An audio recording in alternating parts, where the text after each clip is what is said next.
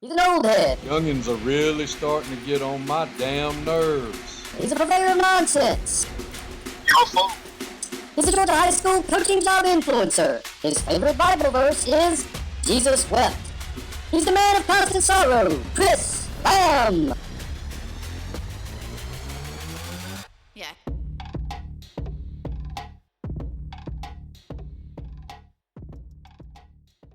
Sun Coaches is proud to partner with Titan Sports for the next 4 seasons on Sun Coaches podcast. Titan GPS delivers technological superiority and improved player performance through wearable GPS made for high school football and strength and conditioning. From speed training to athlete recruit to workload enhancement, Titan is the easy-to-use yet comprehensive GPS tool to get it done.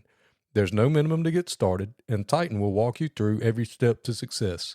Message us on X at Titan Sensor to learn more and get in touch. Welcome to Sun Coaches Podcast, and today I'm joined by a guy that I got the honor to coach with when I was a young buck, and I learned a lot from him in the year that I got to spend with him. He's been a head coach at several places. He's a Maryville College legend, Coach Jim Pavao.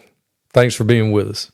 Well, thanks. I appreciate you thinking about me and having me on the show. Well, Coach, just like I ask everybody, tell us about where you grew up.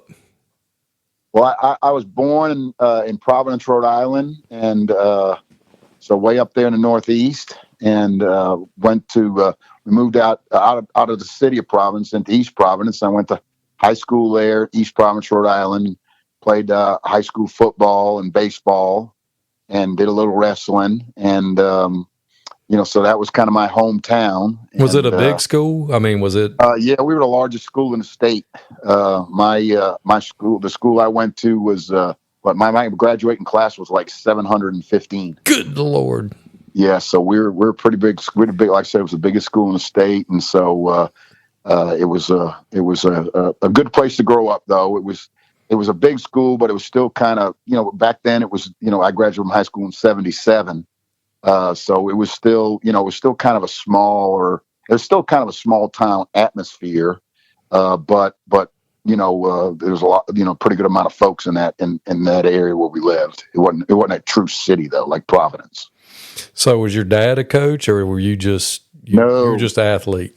No, my dad was a printer. He worked on print and press, and my mom, she worked at Brown University in the admissions office. And I have two brothers. One's a year younger than me. He played high school football and then a little bit of college football and got injured. And then my youngest brother played high school football, and then he played about 2 to 3 years of college football, and he dropped out of college and went into business. And so my brothers and I were pretty athletic, but my mom and dad were not real big athletes. They met in the band, but they kind of taught me like work ethic and, working hard and how to do things right. Well, how did you end up from Rhode Island to the South? Well, that's a good one. I went to college. I played at college, but at Norwich University. It's a military university, kind of like Citadel, VMI, but it's up in Vermont. Played football up there. And then when I graduated from there, I went back as a grad assistant coach and coached as a graduate assistant, got my master's. And then after my master's, 2 of the guys that had coached me while I was at Norwich University were at Davidson College. And they contacted me, and I went down to Davidson College as what they call like a part-time coach. Well, it was full-time. It was full-time work and part-time and almost no pay. So sleeping on the couch. yeah. Basically, you laughing, but it was funny because what they do is I'd eat in the cafeteria a few meals a week, and then I'd show up at 7:00 in the morning, and I was done with practice and everything at 7:00 at night, and then I used to go work at a pizza restaurant, and working at pizza restaurant 5 nights a week, 4 nights a week, whatever it was.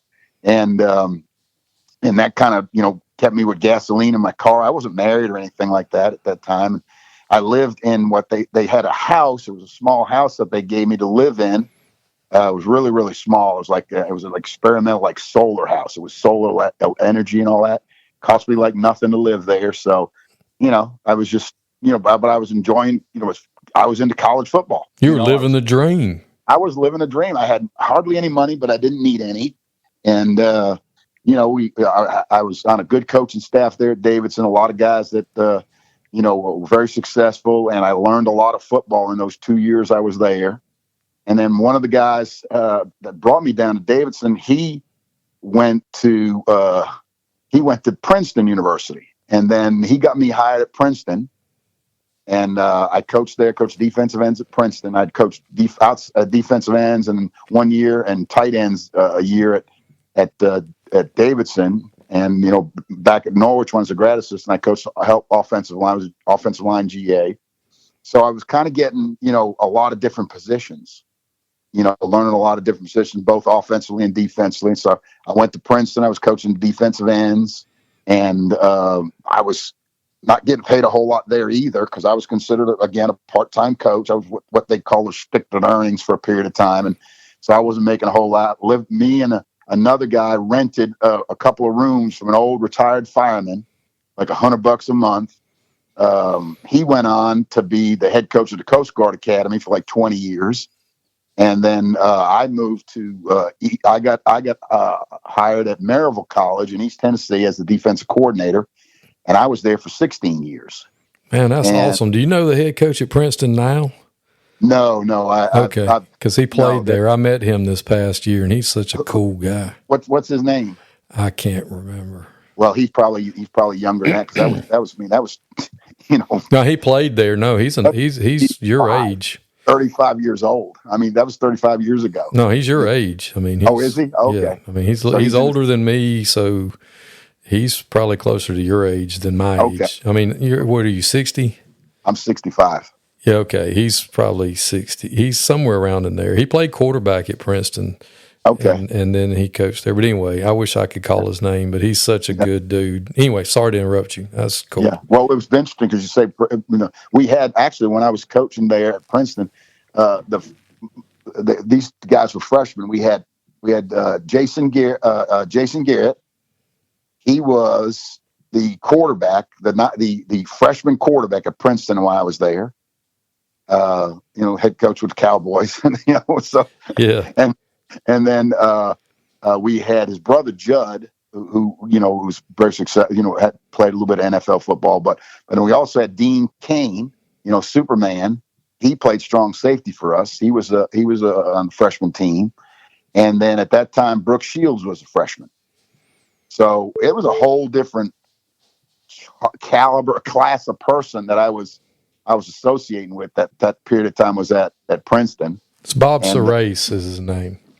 Okay. He's been there since 10, so that was way after you were there. Yeah. So, but that was an interesting place. And like I said, then went to Maryville, was defense coordinator. 16 years. That's 16. Yeah, the head coach, there was a couple of the head coach to hire me. He left. Another head coach came in. He left after a year. And then Phil Wilkes, who had been the head coach, who had been the defense coordinator at Newberry and Wofford for a number of years, took over the head coaching job at Maryville. He kept me because he knew me, because from being coaching at Davidson, he was at Wofford and Newberry, so he kind of knew me. And so he kept me, and we coached together for like 12, 13 years, and learned a lot from him. He came in and said, okay, here, he threw the playbook on the desk. He said, here's the defense we're running. He said, read it for about a month, and then you and I will talk about it. And so we got it started in the recruiting, and I started reading the playbook and going over the playbook, and it was the old Air Force Shade 50, and so it was totally different than what we had done. I was Davidson. We were running Clemson, what Clemson with Danny Ford used to run, that 2-4 eyes, 50 defense with 2-4 eyes. And then when I went to Princeton, we were using like what Illinois had done, and using their like a 4-3. And a lot of cover 2 and 3. And so I was really getting a great, I was a young coach. All of a sudden, I'm a defense coordinator, like 26, 27, 26 years old in small college football. and I was getting a really great, so I was fortunate to have a lot of mentors and people that were teaching me the game of football, and not just, because you didn't have the internet, Yeah. you could, okay, how do you play quarters coverage, or how do you play cover three, or how do you play cover two? You couldn't, you had to have people that were willing to sit down and talk with you about it. And either was on your coaching staff, the head coach, or if you were fortunate enough to be able to go, do some, go to some clinic, which there was a few and far between. There weren't a whole lot of them back then. Nobody was going to talk to you hardly, about what they do, because it was they ain't going to tell you what they're doing. Yeah, it's a secret. It was a secret. So I was fortunate. I got Coach Wilkes, which I keep in touch with him today. We talk at least a couple times a month, and so he'd been a mentor for me those years I was there, and learned a lot of football from him, and learned a lot about just dealing with people and how to be a good assistant coach, and how to be a good leader and mentor to kids. And his thing was, hey, we're going to teach these kids how to play football, but it's small college football, so our thing was, we're going to teach them how to be good husbands and good fathers, and be a good example for them. So learned a lot of things from him. That was a great learning time in my career. Have spent that much time with one coach, a head coach who had a high level of football knowledge and a high character level. So it was a great experience for me. I really enjoyed that. Well, spending 16 years in one place in East Tennessee and coming from Rhode Island, I bet that had to be pretty. Oh yeah, that was fun. I mean, we enjoyed it. I mean, it was funny because when I was coaching at Princeton, and my wife and I, we were dating at that time, but it was kind of a distance dating, distant relationship. She was in Rhode Island, I was in New Jersey, and a period of time before that I was in North Carolina, and then all of a sudden I got a job at Maryville College. I was going to go to East Tennessee, and we had got engaged. And it was like, well, I'm not going to East Tennessee by myself, so let's go ahead and get married. We're already engaged. So we put together a wedding in like 6 weeks, and we got married, and had the wedding, had the reception, got in a U-Haul truck, and drove from Providence, Rhode Island to East Tennessee. And our first, our honeymoon we spent in a staff meeting, her and I with the head coach. And so it was the things you do. I mean, you don't know any better. You just do what you're going to do, and you just have fun with it. And opportunity arises, and you kind of take a leap of faith, and you just go with it. Well, we've talked about, I've had other guests on here, other coaches, and we talk about how important it is to have a good coach's wife.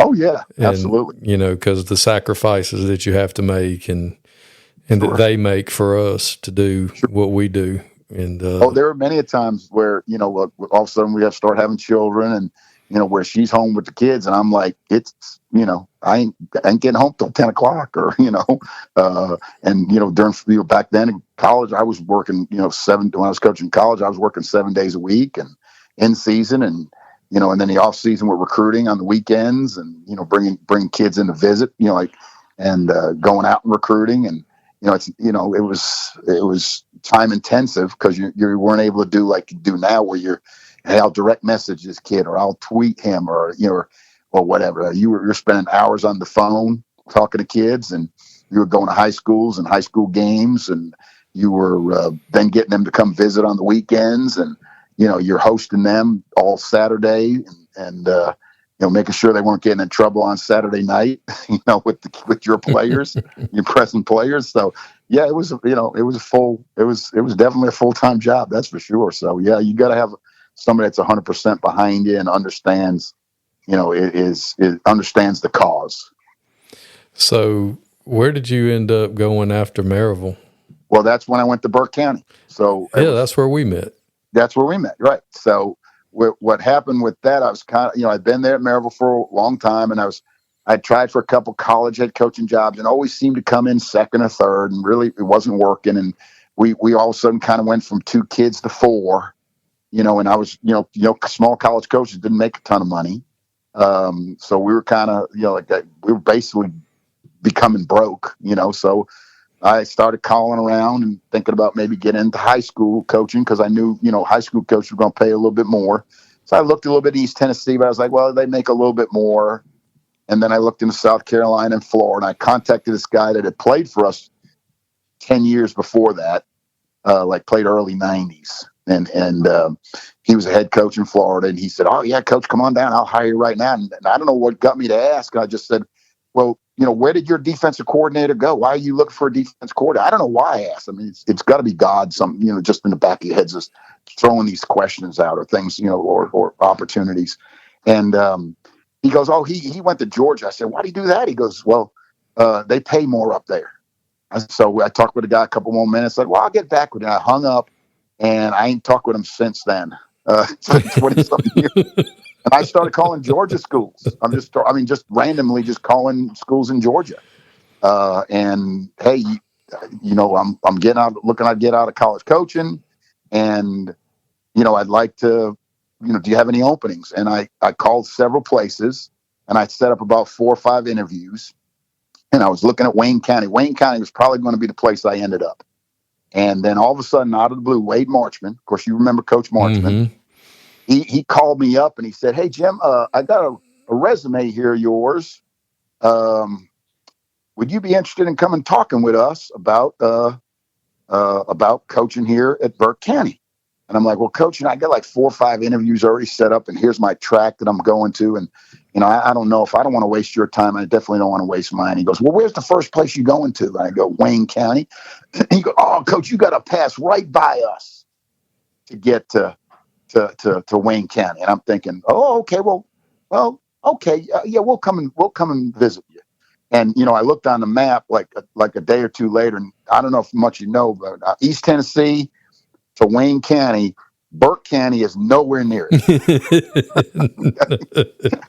No, it's not. It wasn't right on our way. But we went there and we loved it, and loved Wade, and met, of course, Coach Davis.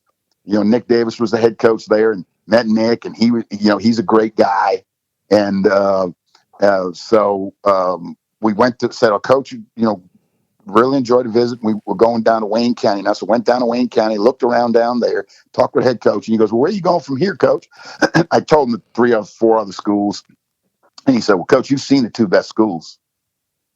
He said, us in Burke County, we're the 2 best schools as far as facilities and community and this, that, and the other thing. And I'm like, okay. So we got out in the car and we're like, well, heck, if these other 4 places ain't better than these 2 places, then which one do you like? So we were like, well, we really like Burke County. So we called up Coach Marchman and said, hey, if the job is available, we'll take it, So we drove back, and Mr. Day, remember him? He was the superintendent. Oh, yeah. We drove back to Mr. Day, and we met with him, and he just had a contract written out right then. I mean, I'm sitting there, me and Sally are sitting there, and he's writing out a contract, hands me a contract. He goes, oh, I'll be back in a minute. I'm looking at the contract. We jumping up and down because how much money they were going to pay me, because I'm like, man, this is double what I made coaching at Maryville College after 16 years, And he goes, oh, and then he stuck his head back. Hey, coach, give me another minute. There's some more money coming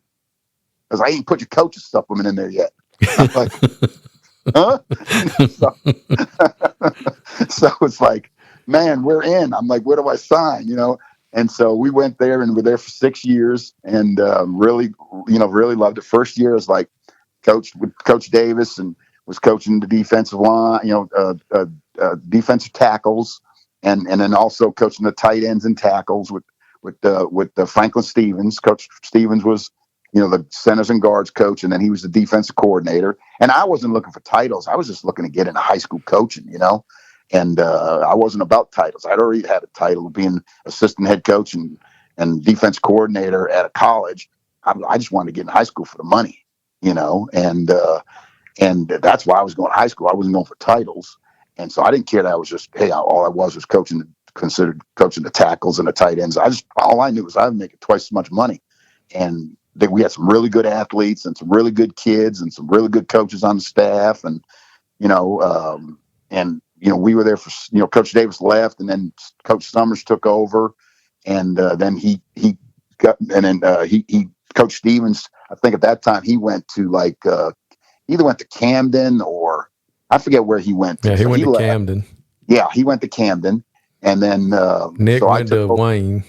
Yes, and I took over as Nick went to Wayne, and so I took over I run the defense for the next 5 years and ran the weight room and had a lot of fun. We had a lot of good players in those times. I mean, Marcus Washington played linebacker for me, and he went and played on the University of Georgia, and Cornelius Washington, he played defensive end and some outside linebacker and tight end. He went played University of Georgia and then played for the Chicago Bears. And we had a lot of kids, that were just great kids, and some kids that went on and played college football.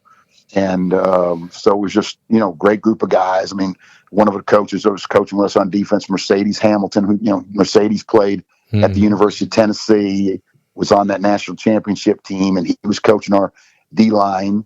And, we had Philip Thompson coach the DBs, Coach Hope, who's still over in that area. He's coaching in, I think, in South Augusta, basketball coach now. He was coaching our, when Coach Thompson left, Coach Hope took over coaching the DBs. So we had a lot of, Mike Youngblood, who's now the head coach at Thompson. He coached the outside linebackers for us. So we had a lot of really good, I wasn't young, but I had a lot of really good young coaches that were helping us run defense. And, we're pretty good on defense those years. The first year, we struggled a little bit defensively the first year, but then from there on out, the kids really bought into what we were doing. And, we pitched a lot of shutouts and gave up very few points some years. We had a lot of good players, and we just, had a lot of good assistant coaches, and we were getting them lined up, make sure they all got on the bus and went and played, and, so and I'd like to take the opportunity here to say thank you for the year I was there. And as a young coach who at the time was engaged and wasn't married yet, learning from Coach Pavao, for those of you who don't know, he has a lot of children. And yeah, we got 4. Yeah, he had 4 children, and to a young guy, that was a lot. And I couldn't imagine, and they were little at the time. I mean, they were school age. I think the oldest one at the time was middle school aged. Yes, yeah, my oldest son, middle school, yeah. And just the example that he set for a young coach, for us to see how you could be a great father and treat to your children and still be a hard-nosed football coach. You could do both. And love on the kids that you coach, but take the time for your own children.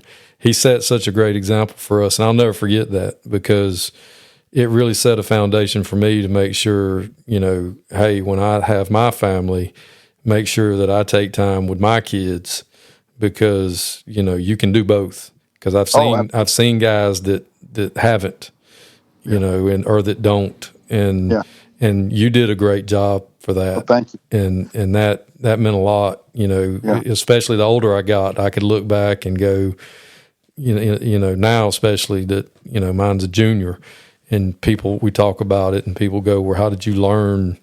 I'm like, well, I had good mentors. I had good people to learn from, they showed you how to do it.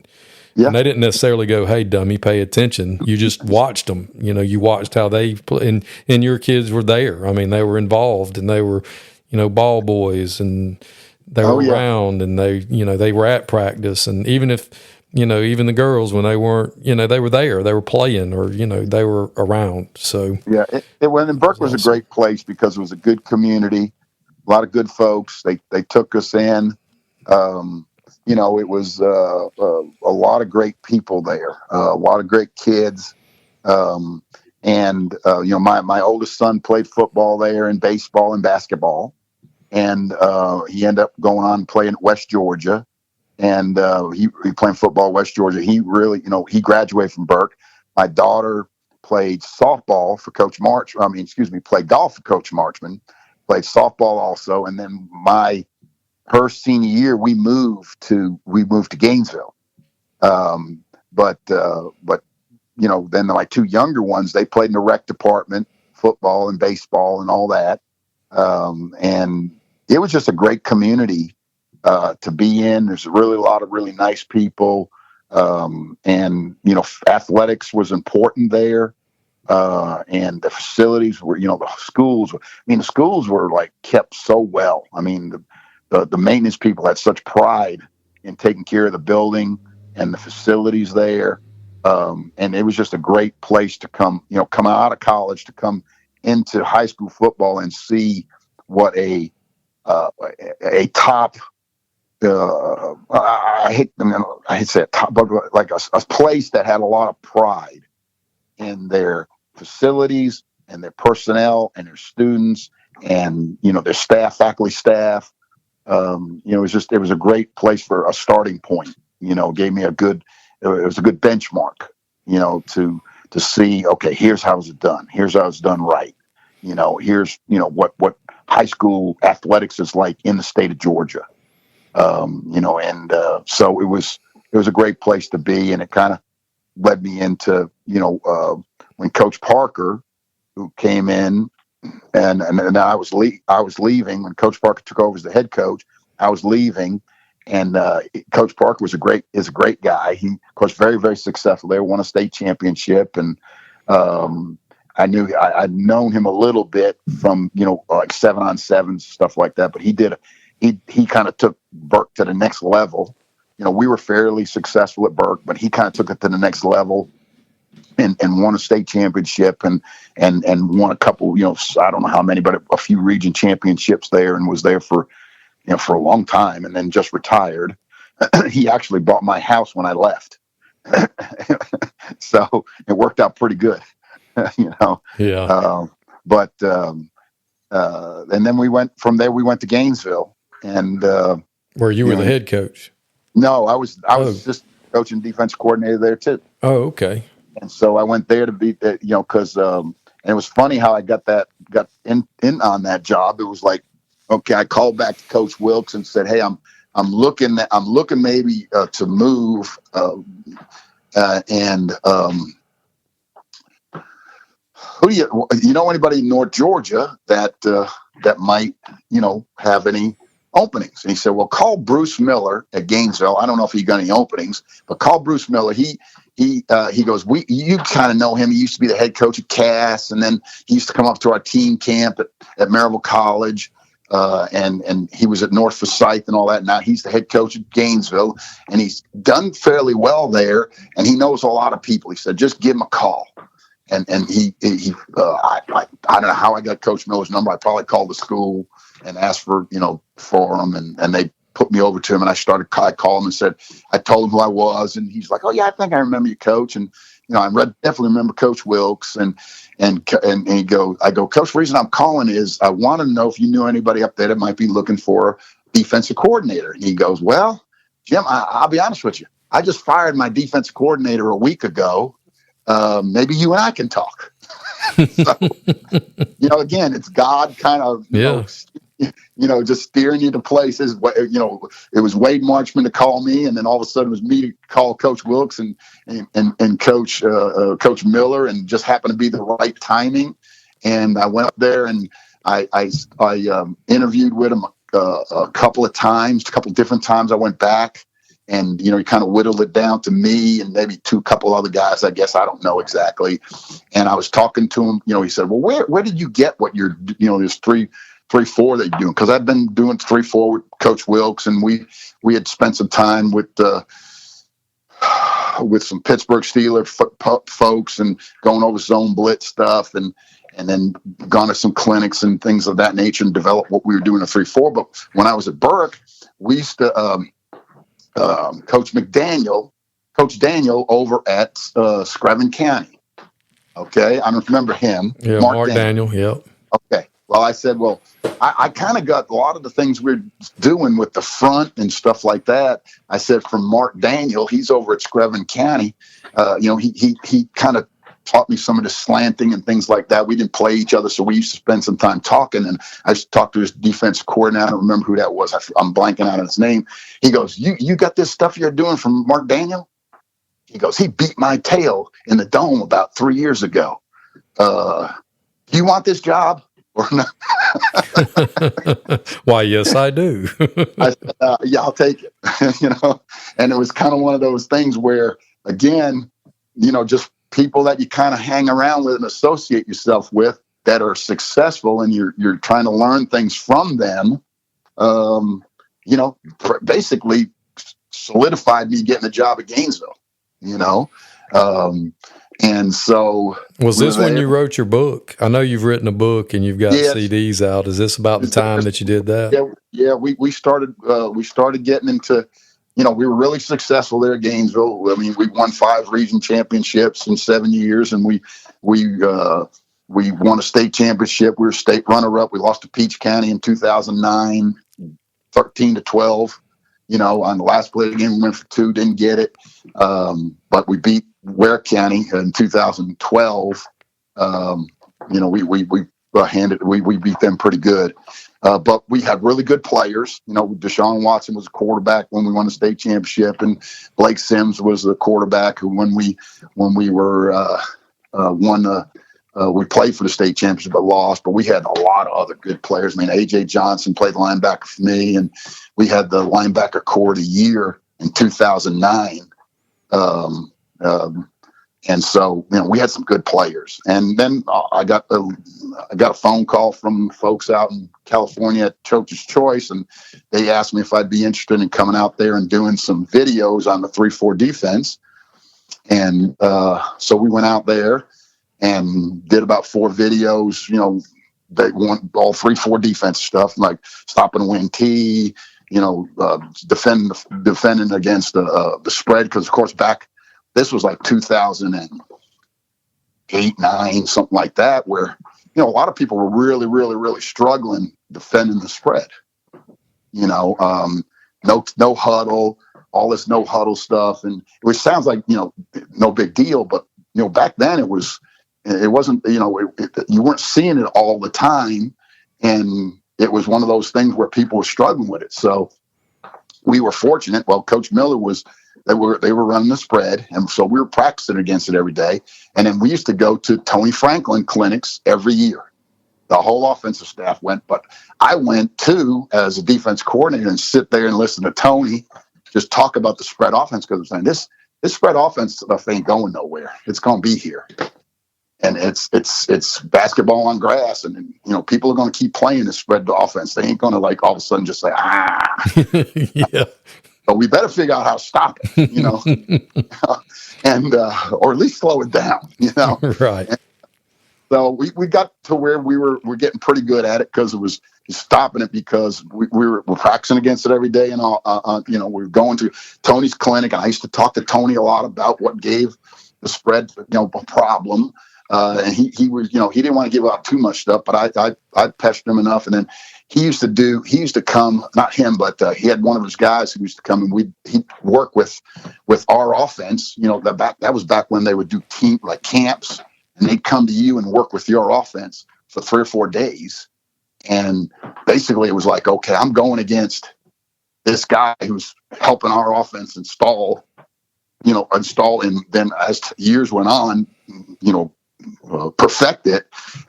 And we were just like, okay, what's giving him problems? And then he'd tell me, hey, well, this is giving us a problem right now. In practice, you need to tell your guys not to do that. So it was kind of one of those things where I'm learning from some folks that were running the spread, and we realized, okay, well, these are the things we need to be doing to slow it down. And we were good enough on offense to where when we got a little bit of a lead, with the players that we had on offense, it was easy to play defense, because, we were going to score 35, 45 points. And if all of a sudden we got a couple stops in the first quarter, it was 21-0, and now all of a sudden, you know exactly what folks were doing. So it was a great time to be, there at Gainesville, because it helped me really elevate my knowledge of defending the spread, because of the people we're going against our offense every day. We're spending a lot of time with guys like Tony Franklin and some other people like that. And So that's when I kind of did these videos, and then all of a sudden they asked me if I'd write a book, and the book is 101 3-4 drills. It's a drill book, and the drill book was really made. It's really a basic drill book. It breaks down into, pre-practice drills, linebacker drills, inside backer, outside backer drills, defensive line drills, secondary drills, group drills, team drills. So I kind of broke it down in that direction. I wrote that about 10 years ago, and it wasn't made to be like it was basically made for young coaches, recreation department coaches, middle school coaches, young high school coaches. Most older high school coaches probably know, out of the 101 drills that I got in there, they probably know 99 of them. But they're just basic drills, because I was like, I'm not writing this for NFL guys. I'm not an NFL guy. Right. Yeah. I'm writing this for guys that want to read basic drills. Hey, how do you teach stance? How do you, for this position? How do you teach stance for that position? How do you, footwork, tackling? Because, a lot of times, younger coaches are like, okay, well, what drills do I need to be doing to teach these kids how to tackle? Because, that's the thing I've always felt is like, you don't make us whether you're running the 3-4, 4-3, 4-2-5, whatever. Doesn't make a difference. If you can't tackle, it don't make a difference what defense you run. Well, if one wanted to purchase one of these books or your videos, where could they go to get these? You just you go to Coach's Choice, and online, or you can go to Amazon. They're selling them in a few different places. Like I said, they've been for sale for like 10, 12 years. So I don't even keep too much track of it anymore. You go to Coach's Choice, or like I said, just go on Amazon, put my name in, Jim Pavao, 3-4 defense, and all that stuff pops up. And that's awesome. Accomplished author Jim Pavao. Yeah, accomplished. That's my friends from, like, I keep in touch with my friends from high school, and they're like, you wrote a book? You don't even read books. Yeah, the coloring books don't count. So it's kind of one of those. It's kind of one of those things where, I get a laugh out of things like that, because it's like, it's just something that kind of fell in my lap, Right. And it was from being there at Gainesville, we had a lot of really good players, and it just kind of materialized. I think about the 7 years I was at Gainesville, we had like 4 or 5 of them that ended up in the NFL. So, in different positions, 2 or 3 from deep on defense, and 3 in offense, 3 off, quarterback. And of course, Deshaun, the NFL, and Blake played a little bit in the NFL, played in the Canadian League and some things like that. And then we had a wide receiver, Jones, Tyler Jones. He played at Notre Dame, and then ended up playing at he got drafted by the Detroit Lions, played with them for a while. And then we had AJ Johnson, who played in the Tennessee and was all SEC, and played in the NFL for a while, and still kind of hanging on a little bit. And then we had one other kid, a defensive lineman, that ended up playing in the NFL. So we were he also played with the Lions. So it was a great place. It was one of those things where we're very coachable kids, and you were able to take the things that you'd learned and really work on fundamentals, and kids wanted to get better, because that's the key, is just is just getting kids where they want to get, they're not just going to play on talent. They want to raise their game by improving their fundamentals, and if you'll stress those things, I think you'll find kids, and then it gets infectious, and then your team's going to play at a higher level, so that was a great place to be. I enjoyed those 7 years I was there. It was, great people, football, athletics in general, it was a big deal at Gainesville.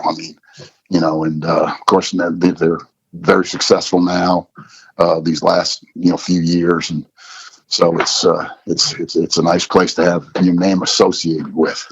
So where did you go after Gainesville?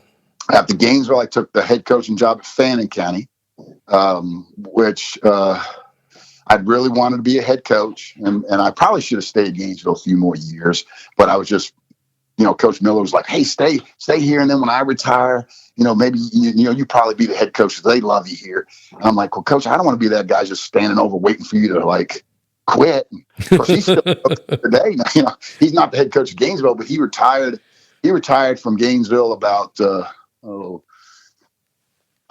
I took the head coaching job at Fannin, and I was there for 4 years. And then he retired the year I left Fannin.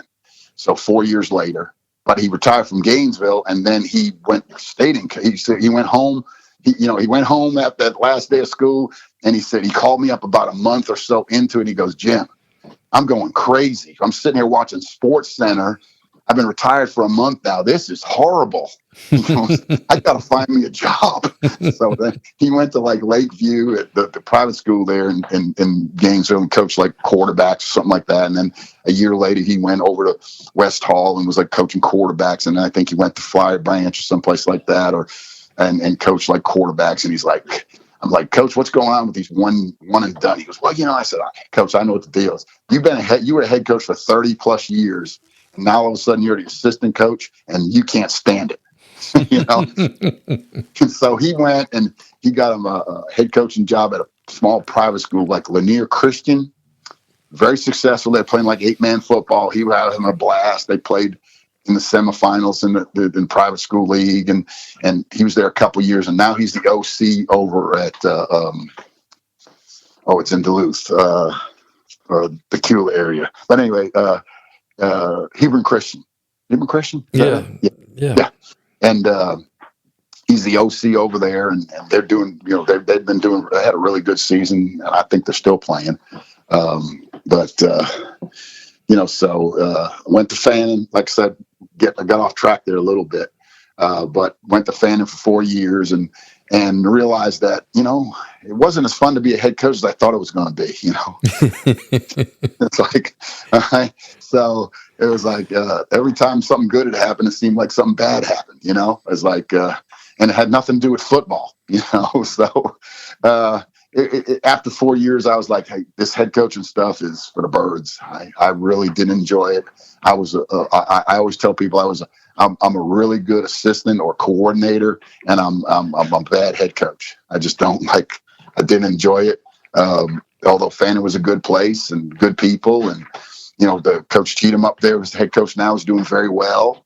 And it just wasn't for me. And so I left and I went down to Coffee High School, and I took a special teams coordinator job with Robbie Pruitt. And Coach Pruitt, very successful in Florida, and came up into Georgia, and was, we were really successful those 4 years I was at Coffee. We played the semifinals once. We made it the third round twice in the 4 years I was there. So you were my boy Bob Hall. He's good people. Yep, with Bob. He's a great offensive line coach, Bob is. I mean, we had some while I was there, we had some really, really good coaches.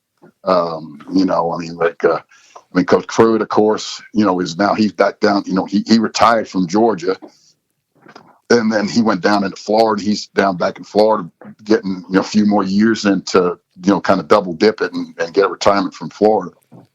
And, of course, Coach Pruitt, very successful. And then we had Randy Garrett, who was was coordinator there. And Randy was a really, really successful head coach and coordinator. Yep. And then, Bob, of course, really one of the best offensive line coaches I've ever been around. And just a really, really good guy, and I mean, we had and all of a sudden that was a big introduction to me to like true South Georgia football and the way things were. I mean, as far as, teaching responsibilities. And we had, everybody on the coaching staff, other than we had 20 coaches on the staff, and most of them were all in the P department somewhere in the city, in the system. Mm-hmm. I mean, a defensive back coach. He was an elementary PE guy. Coach Randy Garrett. He was the defense coordinator. He was the AD. I coached. I coached the inside linebackers, and I was special teams coordinator. I was the county's adaptive PE teacher. our PE coach. That was like an awesome job. Yeah. Okay. And then our DB, our outside linebacker, our strong safety coach, he was the running the weight room. Mike Booth. Mike is like one of the best strength coaches I've ever been around. He's on point. I mean, with things and just holding the kids accountable, but also kind of one of those guys that, like the kids, but pushed them, to that next level of effort. And then, but that reminds me, Coach, of our title sponsor, Titan Sports. That new, the technology they've got now. Mm-hmm. Titan Sensor, they do the wearable GPS stuff. Uh-huh. Yes. And I don't know if Coffee uses it. I know Appleton County uses it and Grayson uses it. But, the eye in the sky never lies. No. Yeah. And the Titan stuff, the Titan wear, you can wear it and you can practice, you can plan your practices and you can share with other coaches, and they put all this kid's running this fast. I know Pierce County uses the similar system as well. And it might be Titan. And a buddy of mine said you can tell how hard those kids are practicing and how you need to structure your practice. Like if, we ran a lot of screens yesterday, we don't need to do that today. And I mean, it's just changed so much when you're talking about how, how he's on point with everything in the strength and conditioning program. It just made me think of that because when I first got started and when you first got started, you did the big 5 or you did the whatever and you did the running and you just didn't think about stuff like that. You just you picked up heavy things and you ran. And you ran. Yep. But it's changed. I mean, obviously. So people like Coach Booth that are like own it. It's the tech. Cool. I mean, it's very very technical and I've kind of got behind the times as far as the technology and things. So it's just. But yeah, it's a whole different game as far as your, the technology, how it's playing into, getting kids to their optimal level of performance. Well, and you said being down there in South Georgia, y'all did get observed though. You got observed every Friday night. Oh yeah. You're right. Oh, absolutely. That's what I had the principal. The principal was sitting in. Our principal at that time, when I first got there, he used to sit in on Sunday nights on the defensive staff meetings with his feet up on the desk, watching the game, watching the game film with us of the upcoming opponent. He had played linebacker at Florida, and he would just sit there, and then all of a sudden he'd be sleeping. But I'm like, hey man, the dang principal of the school is sitting and watching film with us. I said, this is kind of cool. This is different. Yeah, people that haven't been to South Georgia and they're like, y'all had how many coaches? And they're like, and what'd y'all teach? And they're like, oh, y'all don't get observed. And we're like, no, we get observed by about 10,000 people every Friday night. Every Friday night. That's how they run. And he said that. I said that somehow we got into observations or something like that. And he goes, Coach, y'all get observed every Friday night. So that's how that's how we're writing this out there. And if y'all don't do right, we will run you out of town. Oh yeah, absolutely. But it was a great place. I mean, a lot of good athletes there. A lot of good. We had a lot of good coaches. It was one of those where I really started to understand about meal programs with kids. Where you're feeding kids before workouts, and you're feeding kids, and just taking, just getting those extra calories into kids, and how important that is. Especially in rural South Georgia, where a lot of kids don't get the meals at home. Yep. That they come to school to get loved on and fed. Yeah. Well, and the thing too is like a lot of the kids,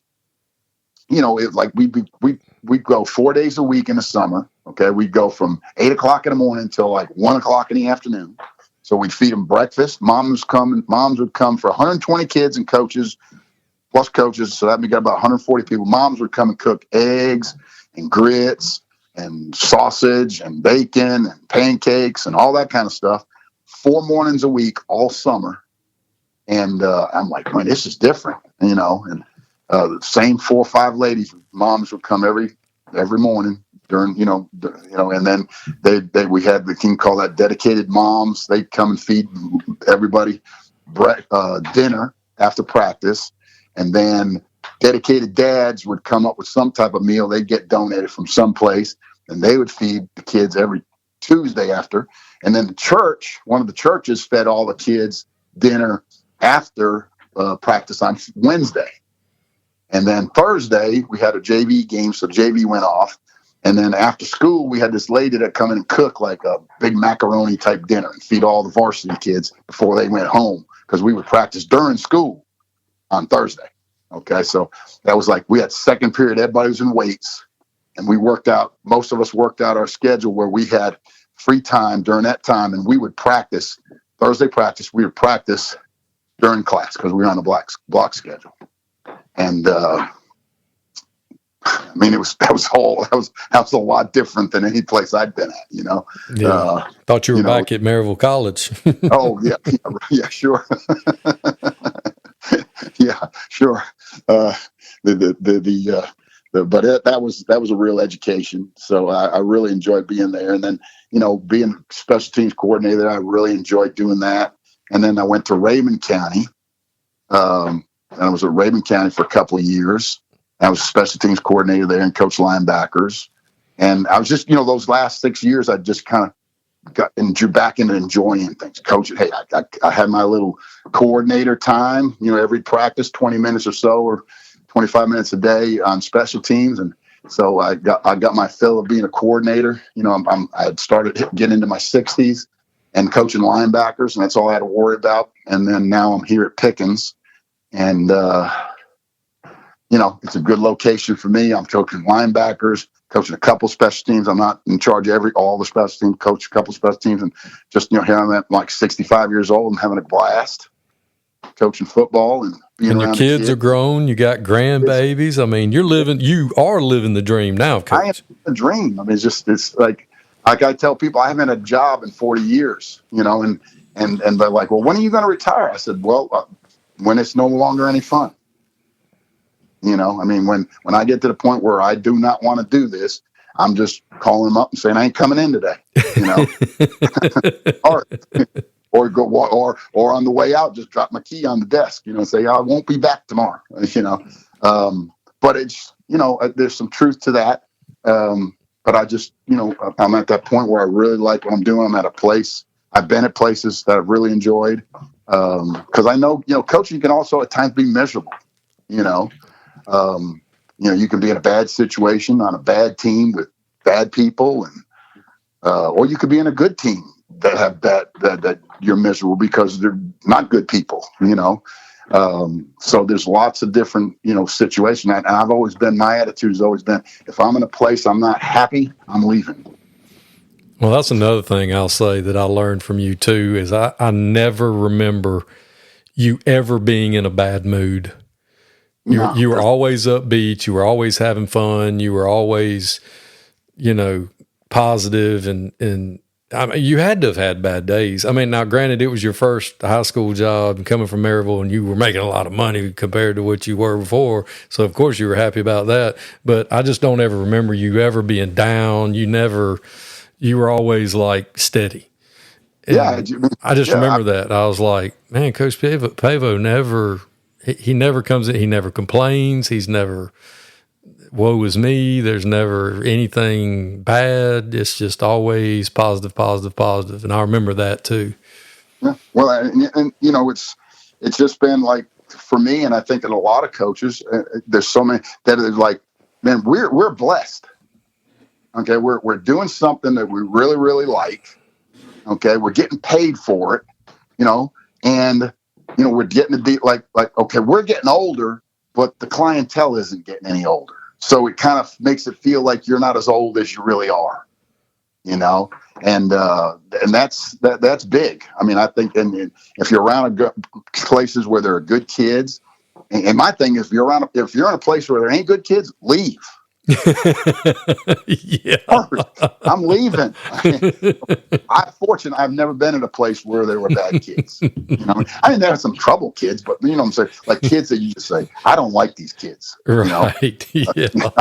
Yeah. And you know, so you know, but that's my thing is, you know, if anybody takes something away from this podcast from me, it's the mentality of find places you like and go to work, roll your sleeves up and go to work and have fun with the kids and have fun with the other coaches on your staff. And when it gets to that point where you just dread being around those kids or dread being around that coaching staff, pack up and leave. You're 2 men in truck away from a better situation at all at all times. That's right. Absolutely. Because it's no fun. Something that should be fun. If it's no fun, that ain't good. I can just go work at some factory. I could go work at some office building and just collect a paycheck and be sort of miserable. You know what I'm saying? But I'm going to be doing this because I'm enjoying this. And I think that's the way.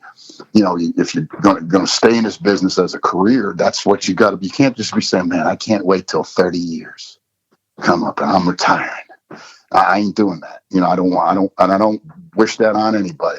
I want them to say, okay, my last day is because I want it to be my last day and not because it's 30 years. It's because, I'm just done. I'm not bringing any more to the table. The game is either passing me by or I'm not as excited as I was about showing up to 6 o'clock in the morning, mat drills, or I'm not as excited about, practice, or I'm not as excited about the process. Okay. Everybody's excited about the games, but when you're not excited about the process, that's when you need to, that's when I need to get out, not because all of a sudden I put in 30 years or because I'm 65 or because of whatever, so that's kind of been me in a nutshell, I guess, so been blabbering along here for no, Coach, it's awesome, and I sure way longer than you wanted me to. No, not at all, Coach. I'm so glad you came on. I'm so glad I got back with you and we reconnected. And man, what a pleasure it's been to have you on. And I'm glad that the game didn't pass you by and that you still enjoyed doing it and you're still,